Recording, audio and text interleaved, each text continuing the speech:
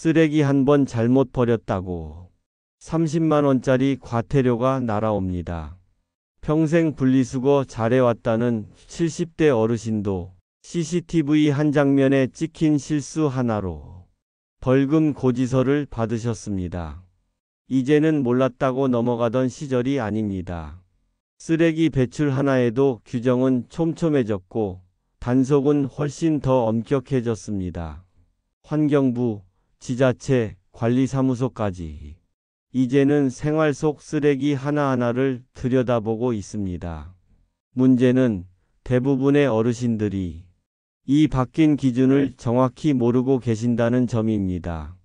그래서 오늘 영상에서는 제가 2025년 변경된 쓰레기 제도와 분리배출을 연구하며 직접 정리한 핵심 기준들만 모아 하나씩 정확히 알려드리겠습니다. 끝까지 보신다면 억울한 과태료를 피하는 데 큰 도움이 될 테니 구독과 좋아요, 알림 설정까지 눌러주시고 영상 시청 부탁드립니다. 요즘은 아파트든 주택이든 쓰레기 단속이 눈에 띄게 강화되고 있습니다. 예전 같았으면 그냥 지나갔을 일도 지금은 단 한 번의 실수로 바로 적발됩니다. 한 번 걸리면 벌금은 즉시 부과됩니다. 최소 10만 원에서 최대 30만 원까지 나올 수 있습니다. 최근 조사에 따르면 많은 가정에서 음식물 쓰레기를 잘못 분리해서 버리고 있다고 합니다. 대부분 모르고 하신 실수지만 그 실수도 과태료 대상이 되는 시대입니다. 일상 속 무심코 하던 행동에도 법적으로 처벌받을 수 있는 함정이 숨어 있습니다. 음식물 쓰레기뿐만이 아닙니다. 플라스틱, 종이, 캔, 병 등 모든 재질마다 따로 숨어 있는 기준이 존재합니다. 왜 이렇게 까다로워졌을까요? 이유가 있습니다. 음식물 쓰레기 처리장에서 딱딱한 이물질이 들어가면 기계가 고장 나기 때문입니다. 그러면 그 수리 비용은 누가 부담할까요? 결국은 우리가 내는 세금으로 충당됩니다.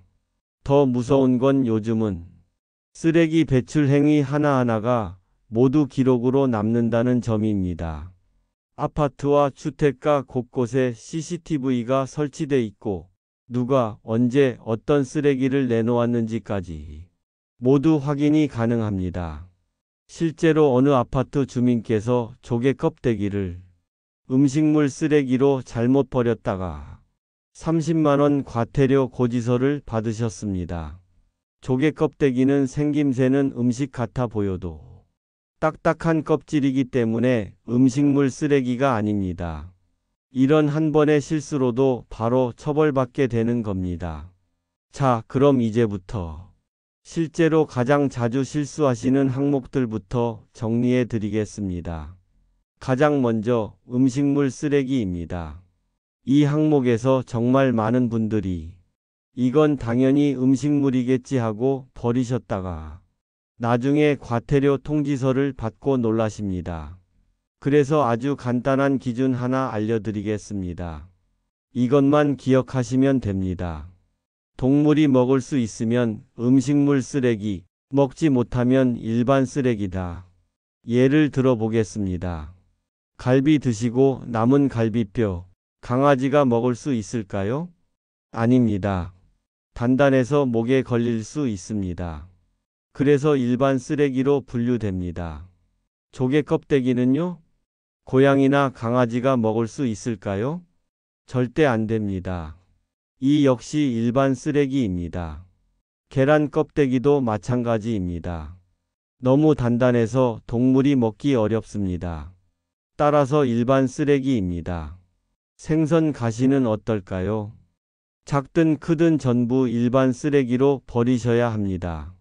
가시가 작아도 동물에게는 위험합니다. 아이고, 그럼 생선 먹고 나면 가시 일일이 챙겨야겠네요? 그렇습니다. 불편하시더라도 꼭 분리하셔야 합니다. 이제 과일류로 넘어가겠습니다. 수박 드시고 남은 수박 껍질 어디에 버리시나요? 정답은 음식물 쓰레기입니다. 바나나는요? 과육은 당연히 음식물이지만 껍질도 음식물 쓰레기로 분류됩니다. 채소는 어떨까요? 양파 껍질은 음식물이 아니고 일반 쓰레기입니다. 마늘 껍질도 마찬가지입니다. 이유는 간단합니다. 매운 성분 때문에 동물이 먹을 수 없습니다. 파는 조금 복잡합니다. 파잎 부분은 음식물 쓰레기지만 뿌리 부분은 너무 질겨서 일반 쓰레기로 분류됩니다. 옥수수도 헷갈리실 수 있습니다. 알맹이는 음식물 쓰레기지만 껍질과 속대는 일반 쓰레기입니다. 섬유질이 많고 질겨서 기계에 문제가 생기기 때문입니다. 고구마와 감자는 어떨까요? 둘 다 음식물 쓰레기 맞습니다. 껍질도 음식물로 버릴 수 있습니다. 하지만 썩은 정도가 심하면 예외입니다. 기준은 이렇습니다. 반 이상 썩었으면 일반 쓰레기, 조금만 썩었다면 썩은 부분만 떼고 나머지는 음식물로 분리하시면 됩니다. 그리고 이제 정말 많은 분들이 헷갈려 하시는 항목으로 넘어가겠습니다.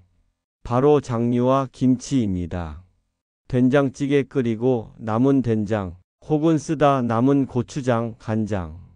이런 건 다 음식물이니까 음식물 쓰레기겠지 하고 버리시는 경우가 많습니다. 하지만 아닙니다. 된장, 고추장, 간장 같은 장류는 염분이 너무 많아서 일반 쓰레기입니다. 사료로도 사용할 수 없고 처리 과정에서 기계에 무리가 갈 수 있기 때문입니다. 김치는 어떨까요? 김치 역시 염분이 많기 때문에 그대로 음식물 쓰레기로 버리시면 안 됩니다. 물로 한번 헹군 뒤 음식물로 분리해야 합니다.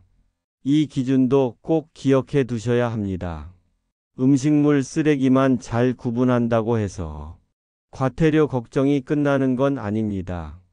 진짜 문제는 그 다음부터 시작됩니다. 요즘 같은 시대엔 플라스틱, 종이, 캔, 병 같은 재활용 쓰레기에서도 수많은 단속 포인트가 숨어 있기 때문입니다. 특히 배달 음식 많이 드시는 분들 계시지요? 그 용기들이 단속 1순위입니다. 오늘 알려드릴 함정들 꼭 기억해 두셔야 합니다. 먼저 플라스틱입니다. 우리는 대부분 플라스틱이니까 플라스틱 통에 버리면 되겠지라고 생각합니다. 하지만 여기에 아주 큰 착각이 있습니다. 첫 번째 함정은 음식물이 묻은 플라스틱입니다. 치킨 먹고 남은 플라스틱 용기, 기름기 조금 묻어 있는 정도라도 그대로 버리면 일반 쓰레기입니다. 씻으면 되지 않나요? 하실 수 있죠. 맞습니다. 하지만 여기서 두 번째 함정이 있습니다. 기름기만 없어지는 게 아니라 냄새까지 완전히 사라져야 재활용이 가능합니다. 특히 마라탕, 곱창, 삼겹살 같은 기름진 음식 드신 후 남은 용기들은 냄새가 잘 빠지지 않기 때문에 아무리 열심히 씻어도 재활용이 어렵습니다. 이런 경우엔 그냥 일반 쓰레기로 버리시는 게 훨씬 안전합니다. 억지로 플라스틱 통에 넣었다가 과태료 나오는 사례가 굉장히 많습니다. 세 번째 함정은 플라스틱처럼 보여도 재활용이 안 되는 포장재입니다. 예를 들어 라면 봉지, 과자 봉지 같은 건 겉은 플라스틱처럼 보이지만 여러 재질이 섞여 있어 분리수거가 안 됩니다. 전부 일반 쓰레기입니다. 양념치킨 소스 담긴 작은 플라스틱 통도 마찬가지입니다. 너무 작으면 기계가 분류를 못하거나 오작동할 위험이 있습니다. 그럼 어떻게 구분해야 할까요? 방법은 간단합니다. 플라스틱 용기 바닥을 보시면 삼각형 안에 숫자가 적혀 있습니다. 1번, 2번, 4번, 5번은 재활용 가능.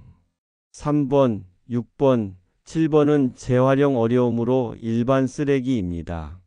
하지만 숫자보다 더 중요한 기준은 이겁니다. 조금이라도 의심스러우면 일반 쓰레기로 버리는 것. 확신이 없을 땐 분류보다 안전이 먼저입니다. 이제 종이류로 넘어가겠습니다. 종이는 누구나 쉽게 버리신다고 생각하시겠지만 그 안에도 함정이 숨어 있습니다. 첫 번째는 기름이 묻은 종이입니다. 치킨 박스, 피자 박스처럼 기름이 스며든 종이는 재활용이 불가능합니다. 이럴 땐 깨끗한 부분은 종이 재활용으로, 기름 묻은 부분은 잘라서 일반 쓰레기로 분리해 주셔야 합니다. 두 번째는 우유팩입니다. 겉보기엔 종이지만 안쪽에 플라스틱 코팅이 되어 있어 일반 종이와는 분리 과정이 완전히 다릅니다.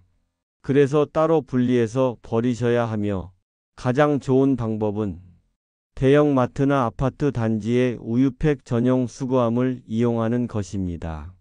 전용함이 없다면 종이류로 분류하셔도 되지만 그 전에 반드시 물로 깨끗하게 헹군 뒤 완전히 말리고 펼쳐서 배출하셔야 합니다. 우유팩은 재활용이 복잡하지만 제대로만 버리면 다시 화장지나 휴지 같은 소중한 자원으로 태어납니다. 세 번째는 영수증입니다. 영수증은 종이처럼 보여도 가멸질하는 특수 화학물질이 입혀진 재질입니다.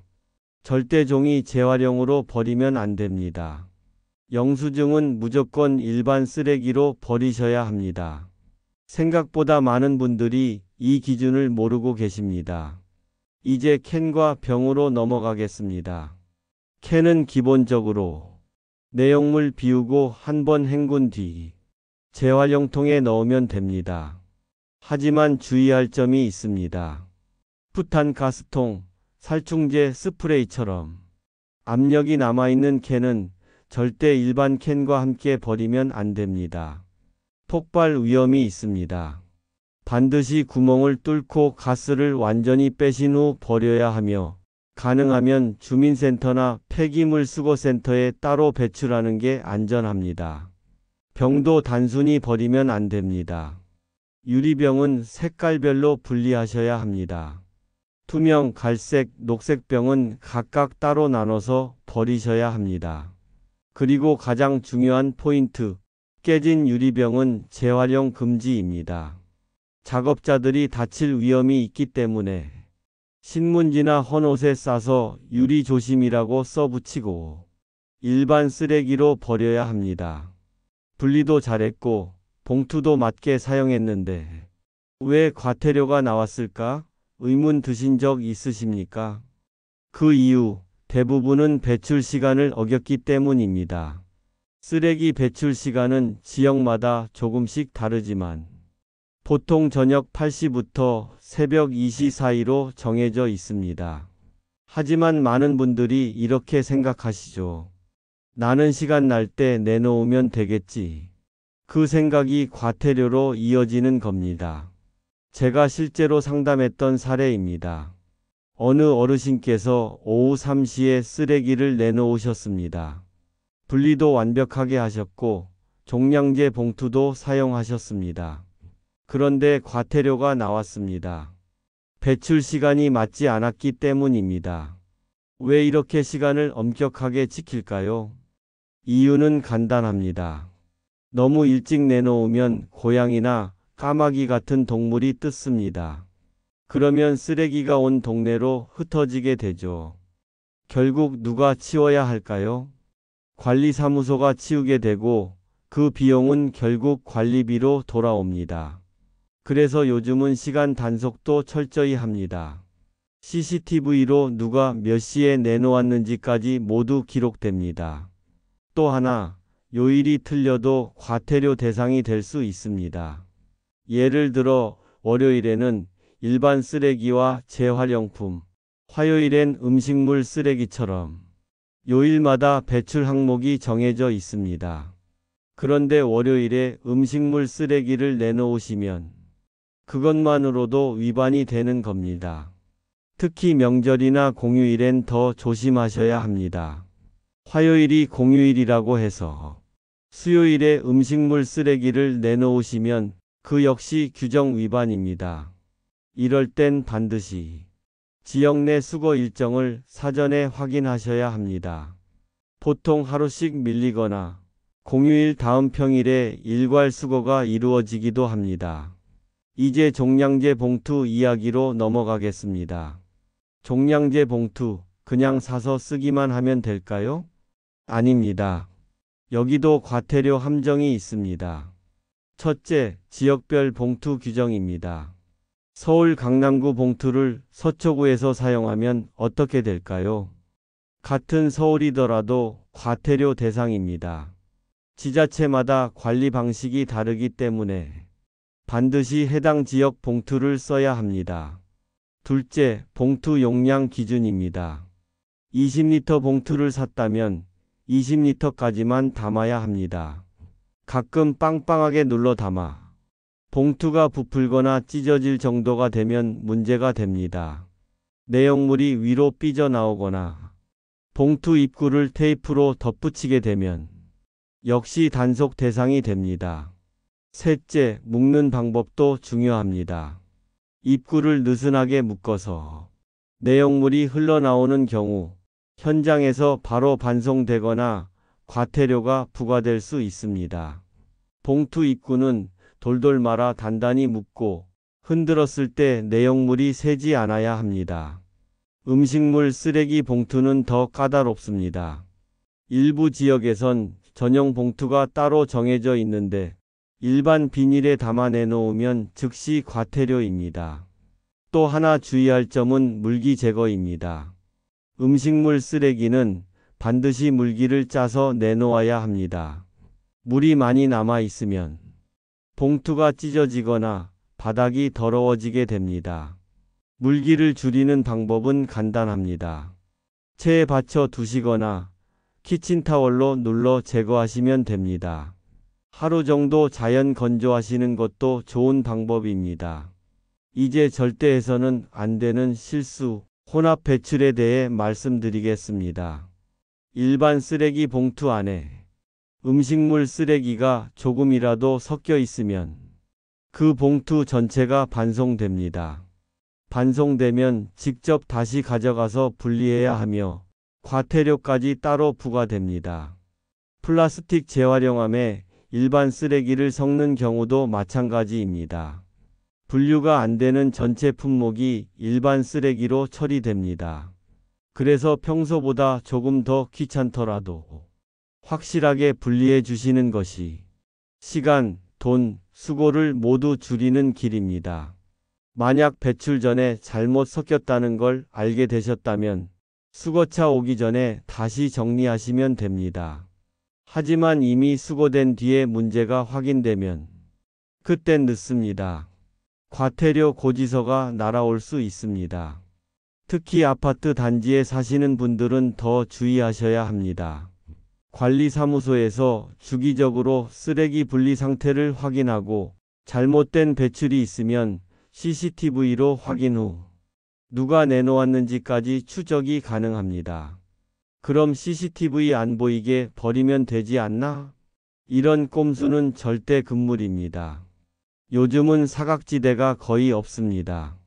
그리고 설령 CCTV에 나오지 않아도 쓰레기 내용물만 봐도 어느 집에서 나왔는지 대략적인 유추가 가능합니다. 절대 꼼수 쓰지 마시고 정확한 기준에 맞춰 버리는 것이 가장 현명합니다. 대형 쓰레기 그냥 내다 놓으면 안 됩니다. 밤에 몰래 버리면 더 큰 과태료로 돌아올 수 있습니다. 어느 아파트 어르신께서 낡은 장롱을 새벽에 슬그머니 내놓으셨습니다. 누군가 가져가겠지 하는 마음이셨죠. 하지만 다음날 관리사무소에서 연락이 왔습니다. CCTV 확인했고요. 과태료 내시거나 직접 치우셔야 합니다. 억울하셨겠지만 이게 현실입니다. 대형 쓰레기는 반드시 사전 신고하고 폐기물 스티커를 구매해 붙인 뒤 정해진 날짜에 맞춰 배출하셔야 합니다. 신고 없이 버리면 무단투기로 간주돼 상당한 과태료가 부과될 수 있습니다. 신고 방법은 간단합니다. 동주민센터나 각 구청 홈페이지를 통해 신청 후 스티커를 구매하시면 됩니다. 두 번째는 전자제품입니다. 휴대폰, 노트북, 텔레비전, 냉장고, 세탁기 같은 전자제품은 절대 종량제 봉투에 넣어서 버리면 안 됩니다. 전자제품 안에는 금, 은, 구리 같은 귀한 자원이 들어있고 제대로 수거하지 않으면 환경에도 해롭습니다. 정부에서는 이런 제품을 무료 수거하고 있습니다. 냉장고나 세탁기처럼 큰 제품은 전화 한 통이면 직접 집까지 와서 수거해 갑니다. 작은 제품들은요? 휴대폰, 프린터 같은 것들은 동주민센터나 대형마트에 마련된 전자제품 수거함에 넣으시면 됩니다. 또는 새 제품 구입 시 판매처에서 기존 제품을 무료로 회수해 주는 경우도 있습니다. 세 번째는 의약품입니다. 감기약, 진통제, 유통기한 지난 약들. 그냥 쓰레기통에 버리시는 분들 많으시죠? 이건 절대 안 됩니다. 특히 항생제 같은 약물은 하천에 흘러들어가면 수질 오염은 물론 물고기 생태계에 큰 피해를 줄 수 있습니다. 의약품은 꼭 가까운 약국에 가져다 주셔야 합니다. 대부분의 약국에서 폐의약품을 무료로 수거합니다. 약봉지째로 가져가셔도 되고 약만 따로 담아서 가져가셔도 괜찮습니다. 네 번째는 형광등입니다. 형광등이 깨지면 수은이 퍼지게 됩니다. 수은은 호흡기나 피부를 통해 인체에 영향을 줄 수 있기 때문에 절대 깨뜨려서 버리시면 안 됩니다. 형광등은 통째로 형광등 수거함에 넣어 주셔야 합니다. 동주민센터나 대형마트 등에 비치된 수거함이 가장 안전한 방법입니다. 다섯 번째는 페인트통, 살충제, 화장품 용기 같은 화학제품입니다. 남은 페인트를 하수구에 붓거나 살충제를 일반 쓰레기로 넣으면 심각한 환경오염으로 이어질 수 있습니다. 이런 제품들은 반드시 전문 처리 업체에 의뢰하거나 지자체나 주민센터의 방법을 문의하셔야 합니다. 여섯 번째, 의류와 신발입니다. 낡은 옷들, 그냥 종량제 봉투에 넣기엔 너무 아깝습니다. 입을 수 있는 옷은 근처 의류 수거함에 넣어주시고 못 입을 옷도 일부는 걸레용 등으로 재활용됩니다. 하지만 주의하실 점도 있습니다. 젖은 옷이나 곰팡이 핀 옷은 절대 수거함에 넣으시면 안 됩니다. 다른 옷들까지 상할 수 있기 때문에 이럴 땐 일반 쓰레기로 배출하셔야 합니다. 이렇게 쓰레기 분리 기준이 많다 보니 도대체 어떻게 다 기억하나 생각하실 수도 있습니다. 그래서 마지막으로 딱 4가지 원칙을 정리해 드리겠습니다. 쓰레기 분리 실수 피하는 4가지 원칙. 첫 번째, 확실하지 않으면 꼭 물어보세요. 동주민센터, 관리사무소, 인터넷 검색 모두 괜찮습니다. 두 번째, 전자제품, 화학제품은 무조건 따로 배출하셔야 합니다. 세 번째, 헷갈리면 재활용이 아닌 일반 쓰레기로 버리세요. 재활용통 오염시키는 것보다 낫습니다. 네 번째, 쓰레기는 잘 버리는 기술이 필요합니다. 정보만 알고 실천하면 누구나 할 수 있습니다. 자, 이제 오늘 이야기의 핵심만 5가지만 다시 정리해 드리겠습니다. 첫째, 음식물 쓰레기는 이렇게 기억하시면 됩니다. 동물이 먹을 수 있으면 음식물, 먹지 못하면 일반 쓰레기입니다. 둘째, 배출 시간은 반드시 확인하셔야 합니다. 정해진 시간 외에 내놓으면 그 순간 과태료 대상이 됩니다. 셋째, 플라스틱 용기는 꼭 점검하십시오. 기름기나 냄새가 조금이라도 남아 있으면 무조건 일반 쓰레기로 버리셔야 합니다. 넷째, 대형 폐기물은 절대 몰래 버리면 안 됩니다. 신고하시고 스티커를 붙여 정해진 날짜에 맞춰 배출하셔야 합니다. 5째, 무엇보다 중요한 건 이겁니다. 모르면 꼭 물어보는 겁니다. 동주민센터, 관리사무소, 인터넷 검색 모두 괜찮습니다. 사전에 확인하시는 게 과태료를 막는 가장 확실한 방법입니다. 오늘 내용이 조금이라도 도움이 되셨다면 가족분들, 이웃분들에게도 꼭 함께 알려주세요. 모르고 과태료 내시는 분들이 정말 많습니다.